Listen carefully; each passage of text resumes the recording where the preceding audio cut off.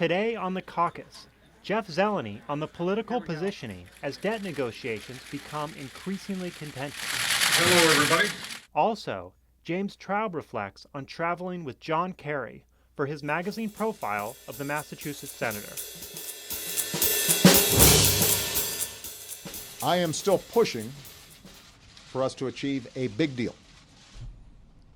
But what I also said to the group is, if we can't do the biggest deal possible, then let's still be ambitious. The week ended with yet one more set of dueling press conferences. President Obama's at the White House, the House Republican leaders are on Capitol Hill, and they're ending the week probably farther apart than they were a week ago. There can be no tax hikes because tax hikes destroy jobs. As these talks head into the weekend, one thing that's clear is that both sides are leaving open the option of signing onto the so-called McConnell plan.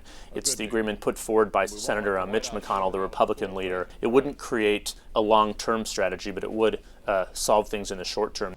That is not my preferable option, though. I just want to be clear. I think about this like a layer cake. You know, you can do the bare minimum, and then you can make some progressively harder decisions to solve the problem more and more. So one thing I thought was interesting today is President Obama, his audience was more than ever before the voters out there, the independent voters who may be watching this. What the American people are paying attention to is who seems to be trying to get something done and who seems to be just posturing and trying to score political points.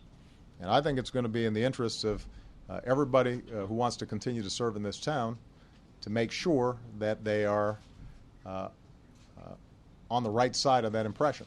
But on the other side, Republicans believe that they were elected, they were sent to Washington last fall with the new majority to hold down taxes. We want to be able to go home to the people that elected us and show them that we're not going to allow this kind of spending to continue. It's a different interpretation of the same electorate. Of course, President Obama is looking for those independent voters, and Republicans are looking at their core group of supporters in their base. So both sides are claiming that they sort of have the will of the people behind them. Of course, that's not quite true. Those independent voters who will actually decide things in 2012 are front and center in this president's mind, at least. The president is absolutely looking for the high ground here, and it looks like he may have it as the week comes to an end, at least in the rhetoric side of things. But again, on the substance side of things, it sure does not look like they're much closer to a deal. I always have hope.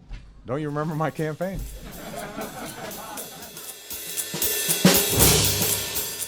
John Kerry wanted to be Secretary of State, but that job went to Hillary Clinton.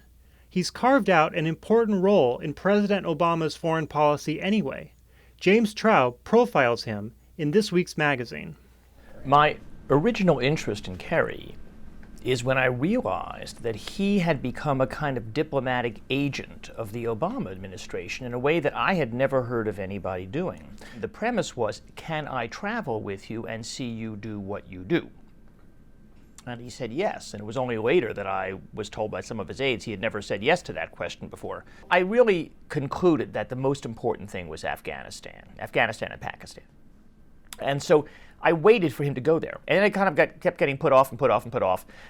By the time he had scheduled the trip, Osama bin Laden had been killed. I've traveled with Vice President Biden. I've traveled with the UN Secretary General. It's always hard when you are traveling with the big guy, right? Because you travel inside a bubble.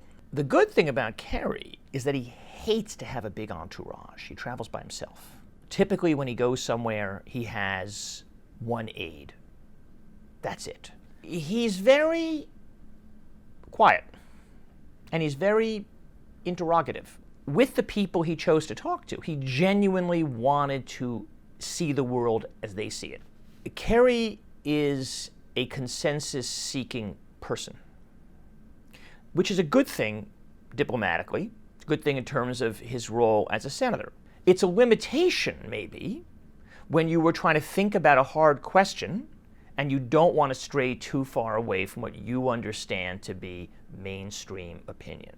And I think in a situation like Afghanistan and Pakistan, where the facts have changed so much, I don't know whether he's fully acknowledged the failure of the effort and has fully allowed himself to consider whether there should be a big, big change as opposed to a real slope step change. But I saw a person who was comfortable and who was really enjoying himself, and it was completely into the moment.